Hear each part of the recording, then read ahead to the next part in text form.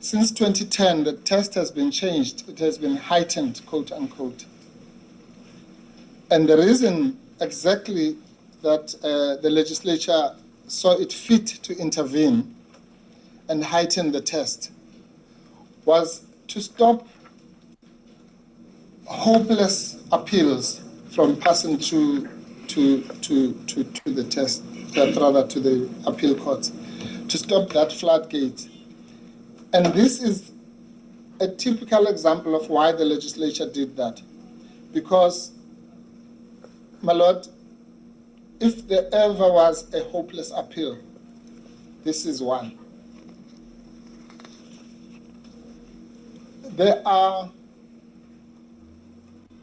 It's impossible, and I use that word advisedly, for this applicant to pass that heightened test in respect of all the hurdles in front of them.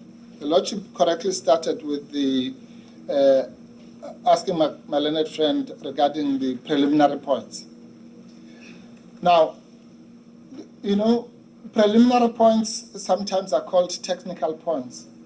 But here, we know that the preliminary points actually have an impact on the merits, a serious impact at that. Because let's just take an example. If the ANC does not have the locus standi to bring this matter, let's just say that for a minute, then at the very same time, it cannot be the enforcer of the trademark infringement. Let's assume there is a trademark infringement. But if that trademark infringement is not available in the hands of the ANC, then that's the end of it. So that's a matter that cuts across the so-called points in limine, but it also goes into Section 34 itself. Now, let's start right at the beginning. Why this is not appealable. My lord, your lordship did the correct thing of finding that the matter was not urgent. Your lordship could have ended there, by the way. Could have just said, the matter is not urgent, goodbye. But your lordship, because of the importance of the matter, because there might have been further proceedings and so on, did what the SCA has always said must be done, that a court, even if it finds against the applicant on preliminary points, must nevertheless deal with the merits, because otherwise it prevents the court of, it's called the Spielhaus rule. It prevents the SCA or any other court from having to deal with the matter as a court of first instance. So that's just a matter of judicial prudence, if you like. But it should not be abused to deny the fact that the lawyer was quite entitled simply to say, this matter is not urgent, and that's the end of it. Now, had your lordship done that, which your lordship was entitled to do, the matter would not be appealable. So it can't now graduate to becoming appealable simply because your lordship also dealt with the merits obiter, so to speak, for what I call for reasons of judicial prudence. So that's the first issue, my lord. And your lordship did not just say the matter is not urgent in a one-liner. Actually, your lordship went to great lengths to explain why the ANC, for months and months on end, did nothing to prosecute its so-called trademark infringement, and only did so after the December 16 announcement by former President Zuma. The lordship goes into that. I don't need to go to traverse that road. And we know, my lord, and the reason why your lordship went into that history, we know why they waited. It's because they were pursuing, rightly so, in the Electoral Commission, and they appealed, and they lost that appeal, and so on and so on. But all that could not have prevented them in September or whenever they became aware of the infringement or let's even say after the day after the assignment. Remember, the assignment was done exactly so that they can acquire the rights, as my learned friend says. Then you acquire the rights in September, and you do nothing until January of the following year. And as if that is not enough, then they say that so we say the agency is self-created, which is one issue. Which really comes to the nub of what we are about today, is why then would they not have received relief in due course? So what do they say to that, my lord? They say, no, we could not get relief in due course because there are elections on the 29th of May. Fair enough. But now the case changes. So today we're told, no, we could get relief in due course because this matter goes on forever. You know, there are by-elections, the 2029, 2034, whatever, there'll still be the so-called continuing wrong. So the case cannot change according to, you know, the weather. It must stay what it is, and that is why, my lord, and this takes us to the issue of jurisdiction. Lordship will forgive me if I'm jumping from one of these so-called preliminary points to the other, because they're related. That's why, my lord, the basic law of this country, in Taba, in Chirwa, all the cases that your lordship referred to, is that paragraph 75 of the Taba case says that you determine jurisdiction according to the pleadings. So you can't now plead the case from the bar, you know, according to what stage of the electoral process we're in. That golden rule that says you determine the matter from the pleadings is the death of this application. Because your lordship asked a very pertinent question. Mr. Marriott, where in your papers do you talk about by-elections of the future and so on and so on? Nowhere. So that's something we hear of today. I'm inviting my learned friend to answer that question when he replies. Where in these papers, not, you know, we know that there'll be other elections and so on. In these papers, where do they deal with this new case of the future? And I'll tell you, my lord, what they actually do. They deal with the present, as in pre-May 29. And then they even deal with the past, but they don't deal with the future. The present, they deal with paragraph 21 and 22. Your lordship has already referred my learned friend to that. Now, 21 and 22 completely stops the debate, because they say there is overwhelming public interest in ensuring that when the voters approach the voting booth, it's page 13. Yes. They are not confused as to the party which they are placing their trust in. It is a matter of clear public interest that any voter confusion, underline those words. So they have decided. Of course, we know that the law talks about confusion. They voluntarily decide to specify which confusion that they are talking about. It's not the confusion of soccer spectators or whatever. It's the confusion of voters. So they are bound by that self-confined definition. And they say it's important that is clarified by your lordship before the elections takes place. Before the elections takes place.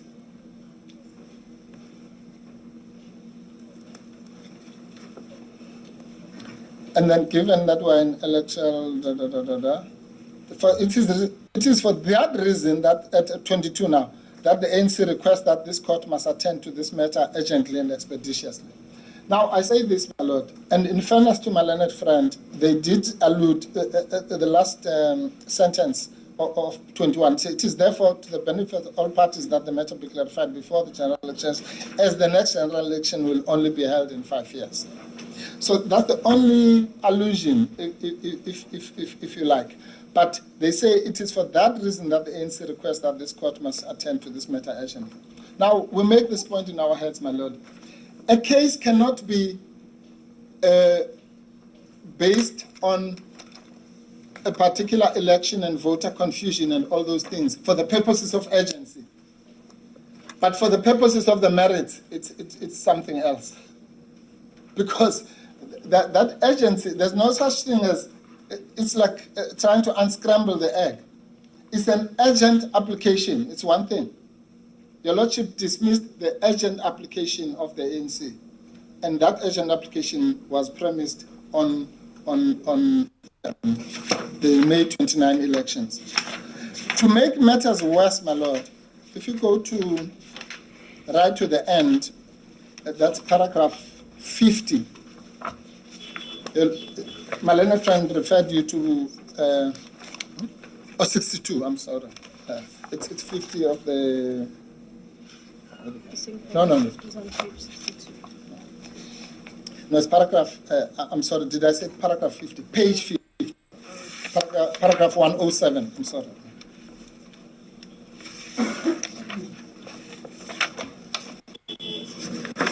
The Lordship was referred to these paragraphs by my learned friend. But look what they say at 107. In fact, the first respondent has made various attempts to create a non-existent link between the ANC and itself. The applicant has clear right in the form of its registered trademarks as well as common law rights to the name Umkhonto Wesizwe. The first respondent has infringed these rights. In other words, they have infringed the rights in the past, according to them. That's why I say they cover the past and then they cover the pre-29 May period. But nowhere, as your Lordship pointed out, and as I've asked my learned friend to do they allude to the future.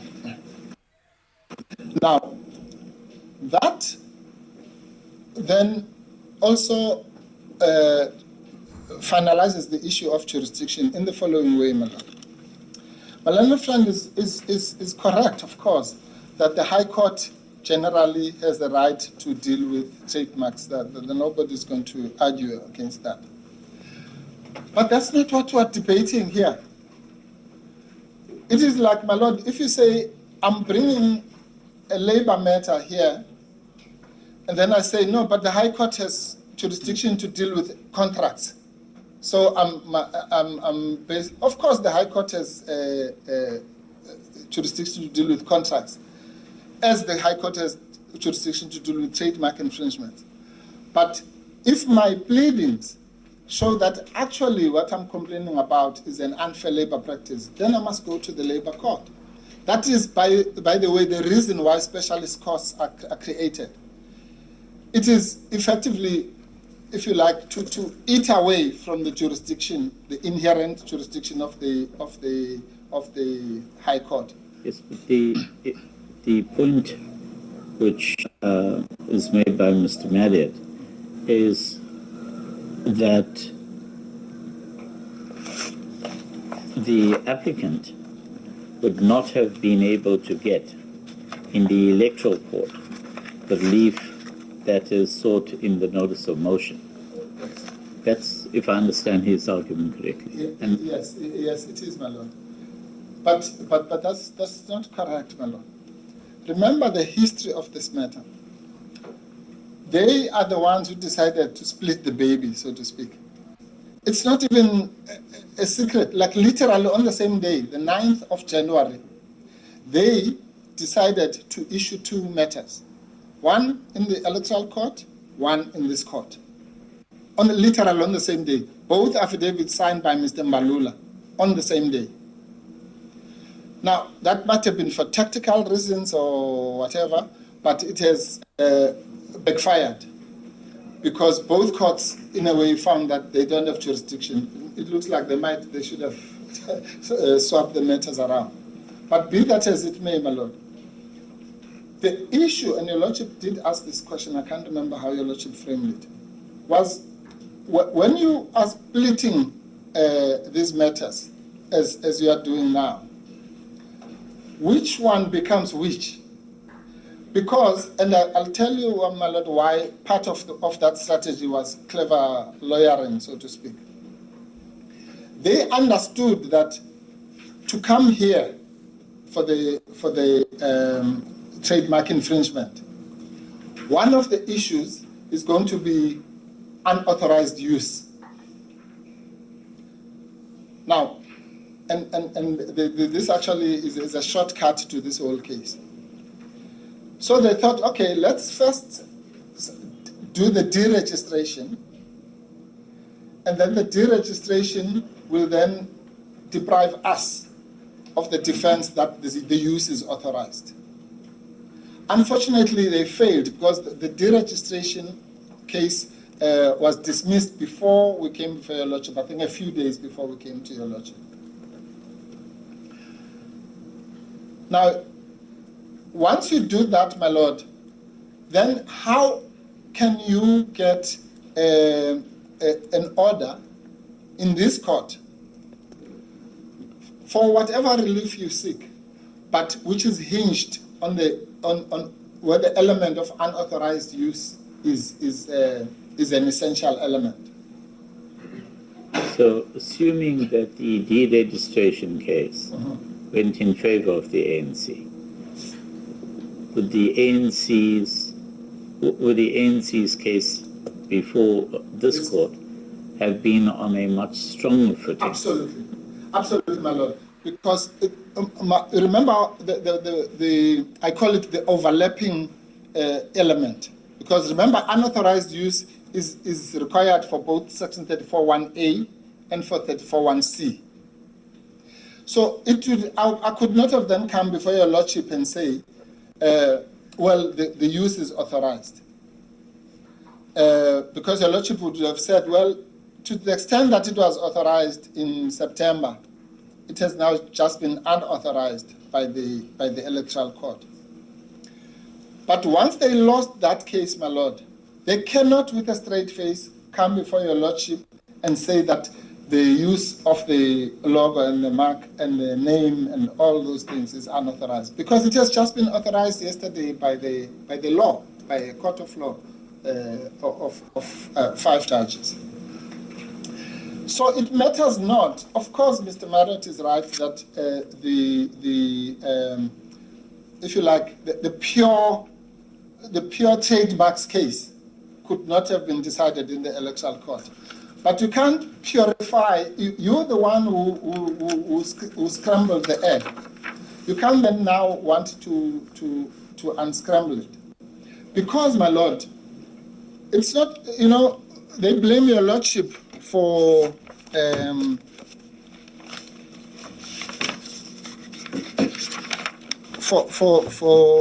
as it were, not distilling the pure trademark case. Okay, my lord, they must not blame your lordship, they must blame Mr. Mbalula. At page 48 of bundle B, your lordship will remember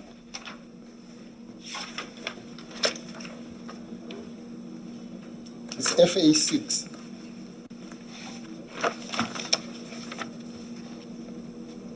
Are you talking about the electoral court? Yes, those papers, my lord.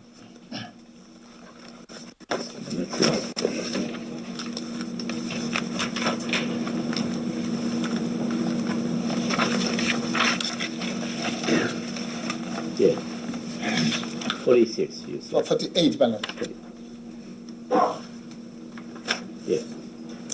It is the ANC, not your lordship, that makes the linkage.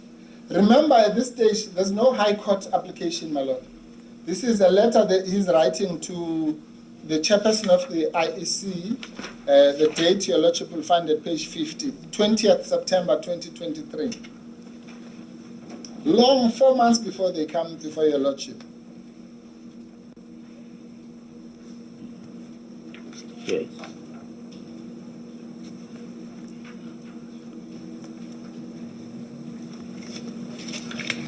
And he says, the last sentence, therefore, any political party registered under this name and the symbol that is inextricably linked to it will, by necessary implication, deceive or confuse voters as contemplated in section 16(1)(b) of the Act. What Act is he talking about? The Electoral Commissions Act. So they link their complaint to this, but here's the highlight on the next page, page 49. The distinguishing mark or symbol of Umkhonto Wesizwe party as it appears in Annexure B has been registered in terms of section 29(2) of the Trademarks Act with effect from 20th August 2014 for a period of 10 years, and so on. If you just go right down, my lord, as such, yeah. As such, the registration of Umkhonto Wesizwe as a political party using this symbol and the name that is inextricably associated with it would be in violation of these intellectual property rights. The word "these" there refers to legacy projects. So he says it was registered by legacy projects for 10 years and so on and so on, and it would be in violation of these intellectual property rights.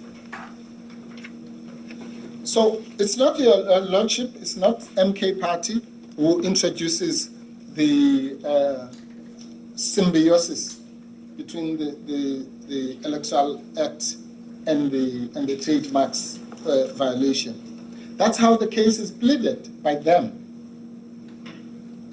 And that is why, my lord, we advisedly included the papers of the Electoral Court in front of your lordship, at the risk of overburdening the record, because we did not want this party to do one thing in one court in Bloemfontein and then do another thing in the court in Durban, hoping that this court doesn't get sight of what is happening in the other court, which is really what they were trying to do.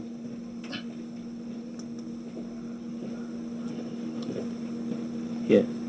So my lord, as I say, I'm sorry to repeat this example. It's the same example, my lord. So if I went to the High Court with a labor matter, I can't then say to the High Court, okay, well, I know it's a labor matter, but what I'm asking for you is an interdict, and you have jurisdiction. Simply, it now stops being a labor matter, because an interdict in a labor matter, as I say, it's the same thing. So you really can't separate it. So those are the preliminary issues, my lord, of agency, the impact of the agency issue, the issue of jurisdiction. When it comes to locus standi, my lord, that's the killer. There is no way out. How do you come out of the reality, my lord, considered by them, that as at the time of the registration, which is the 7th of September, the rights, such as they were, did not belong to the ANC. Assuming the assignment is valid for the purposes of this discussion, that assignment on their own version kicks in on the 23rd of September. And the issue of locus standi, my lord, it cannot be separated from the other issue we raised of non-joinder. I know that your lordship didn't deal with it specifically, but that's because we said that, your lordship. We said those two issues are intertwined. But the importance of why they're intertwined is this, my lord. You can't do what my learned friend is trying to do now. You have to make a choice. You either say, yes, those rights belong to Legacy Project, at least for that 2-week period. And then the ANC bought them, as it were, after the assignment. If you concede that, as my learned friend does this morning, then why did you not join Legacy Project? Because clearly, at least for part of the infringement portion, they were the holders of the right. And if my learned friend is correct, he says his last submission was, at the very least, they were joint proprietor. Well, we know the law, that if they are joint owners of any property, corporeal or incorporeal, then both of them have to be part of the case. So that's what my learned friend is tying himself into knots that are inextricable, because you solve one problem and the other problem arises. By conceding that Legacy Project was the owner, then that means that they are conceding the non-joinder point, if they are joint owners, as they now describe themselves. But there's something even more fundamental, my lord, in this. The ANC, and I don't understand this because I think Mr. Mbalula, either it's a slip of the tongue or it doesn't understand the history of the ANC and of MK. We have said, my lord, that we can never deny the fact that there's an association between MK and ANC. That's not what this case is about. What we say, my lord, is that, now let's go to the so-called pure trademarks law that my learned friend wants us to do. In pure trademarks law, the proprietor must have exclusive ownership. Now, let's put aside for a minute the issue of joint ownership. But exclusive and distinctive, those are some of the elements. We have said to them, no, forget what we've said. They have considered that the Umkhonto Wesizwe in 1961 was formed by what they call the congresses, right? We explained that in our answering affidavit. What are the congresses? The congresses meant the ANC, the South African Indian Congress, the Congress of Democrats, and SACTU. And the SACP was not part of the Congress Alliance. But I'm sorry to interrupt. Yes, ma'am. Obviously, don't want you to re-argue the case. Yes, I've yes, already found in your favor. Okay, yes. Yes. I think let's just stick to the grounds of appeal. Yes. Now, okay, my lord, what I'm saying is this: you can't really argue the case in this kind of compartments that my learned friend wants you to. If they concede, as they do here, that the Umkhonto Wesizwe was formed by other people, I forget who they were, then the implication of that is that it cannot be a badge of origin. Because remember, that's what trademark law is about. You are protecting what you call the badge of origin. You are the inventor, in a way, of something. And I think the point I've already made. So they should have either joined the SACP. At least is the only one surviving party of what they call the founders of Umkhonto Wesizwe. They even say that. But Mr. Mpofu, my decision doesn't deal with the issue of non-joinder as a stumbling block for the applicant. Yes, no, I accept that, my lord. But I'm saying the reason why I'm the one who invited your lordship not to, because I said it's intertwined with locus standi. So that's why I'm dealing with it as part of the locus standi. But be that as it may, my lord, my submission is this: I cannot go past any of the preliminary points, and even if they could, they can't go past the appealability point. And then the third point is that the matter is moot on these pleadings. It's now moot because the elections have come, they're gone. People are all over in legislatures and in Cape Town and everywhere. So on these papers, the matter is moot. And the lordship knows that our appeal courts are very sensitive to this question of having an appeal that is brought there just for academic purposes or to satisfy somebody's ego and so on, where there is no live dispute, really, on the papers before them. What of Mr. Marriott's contention that if they are denied the opportunity to appeal the matter, their goodwill in the name continues, and I use his words, to be eroded into the future. What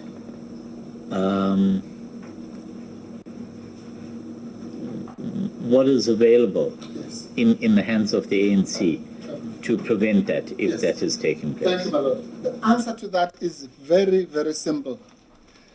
It goes back to the golden rule. You are bound by your pleadings.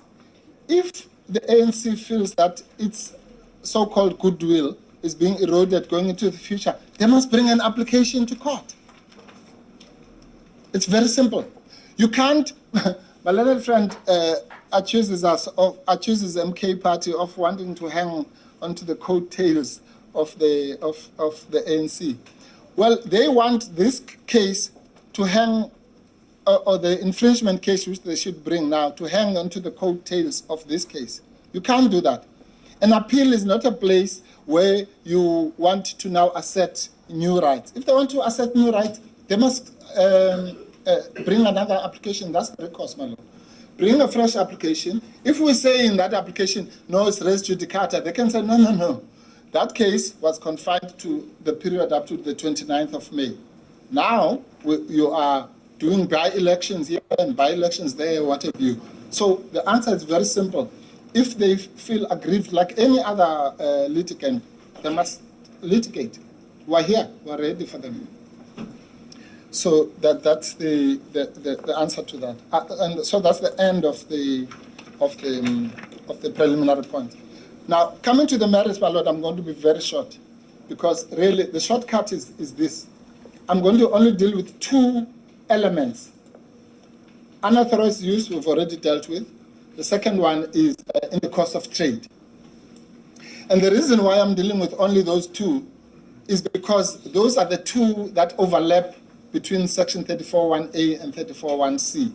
So if they fail in those two, then we kill two birds with one stone, as it were. So I want to address unauthorized use again. In the course of trade.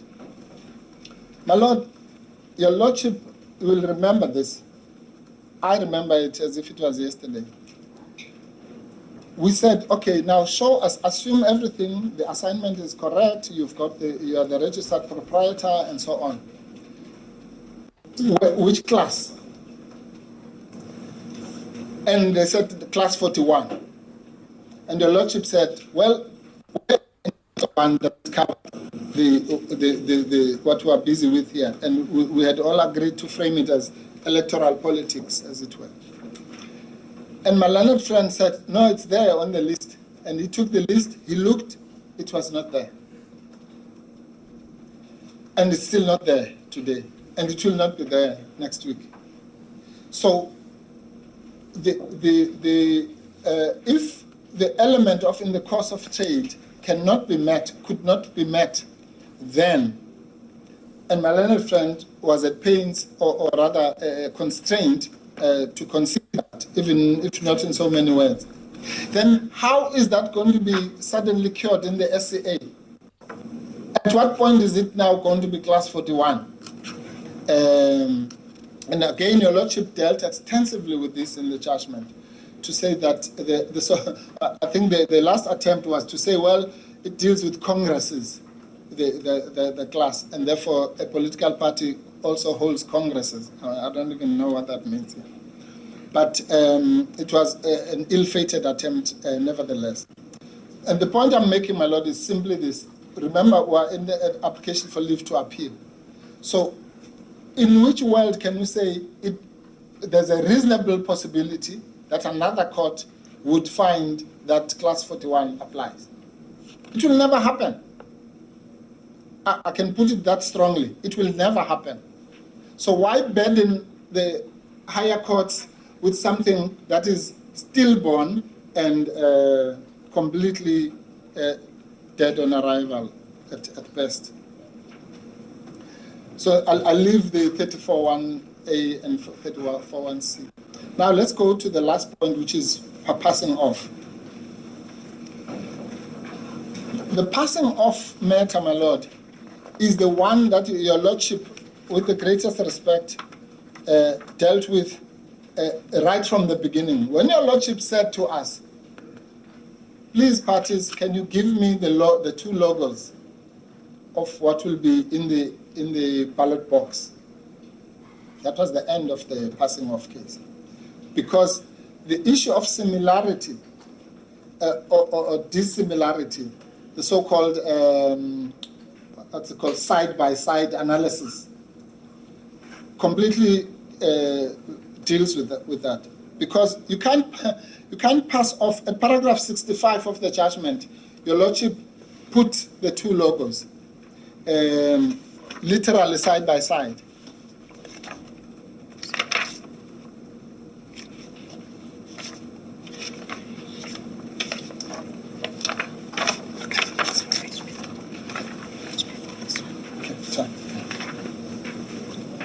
Your Lordship will find that at 65 of Your Lordship's judgment,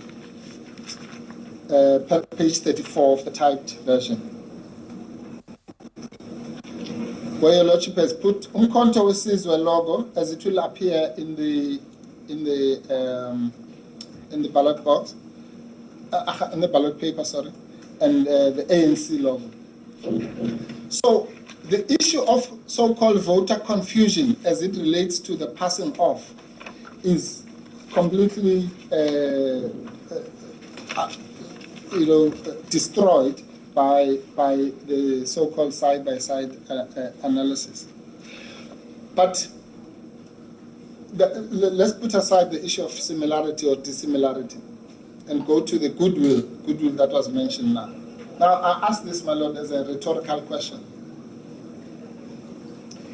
If the goodwill in the MK logo resided with the ANC all along, then why did they go and buy it from legacy projects? The act of buying, because that's what assignment is, just a big word, but they want to buy the goodwill from legacy projects. Now that poses two serious stumbling blocks for them.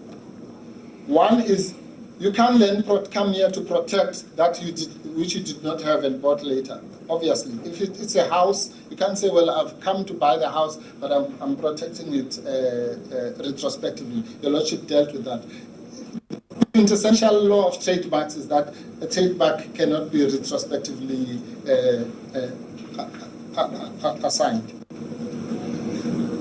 Then the goodwill argument is just fallacious. We know that it's admitted that they disbanded Umkhonto Wesizwe in 1993, and then they allowed, quote unquote, legacy projects for 9 years to appropriate exclusively the goodwill. So if indeed this was a so-called pure trademarks matter, why did they allow legacy projects to go for 9 years with their exclusive mark or logo? It is because it had been abandoned by them deliberately, and that process cannot be, you can't erase that history, my Lord. Yeah. So whether you look at it from the point of view of similarity, there's no passing off. And whether I look at it from the point of view of reputation stroke goodwill, there's no passing off. And so that's the end of the case. The very last point, my Lord, is that in any event, the nature of the relief sought before Your Lordship is interdictory. And therefore, the harm which they have